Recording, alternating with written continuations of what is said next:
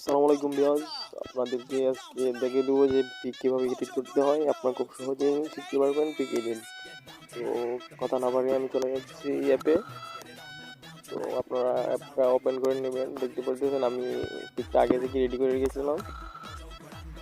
তো দেখতে পারতেছেন একটু বড় করে নিলাম পিকটা আমার সুবিধাতে, আপনাদের সুবিধাতে আপনারা ওইভাবে বড় করে নিতে পারবেন, ছোটো করে নিতে পারবেন।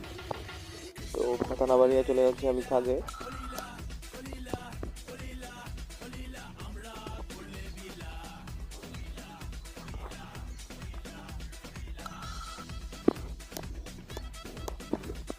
সহজেই আপনারা শিখতে পারবেন যে কীভাবে পিক এডিট করতে হয়।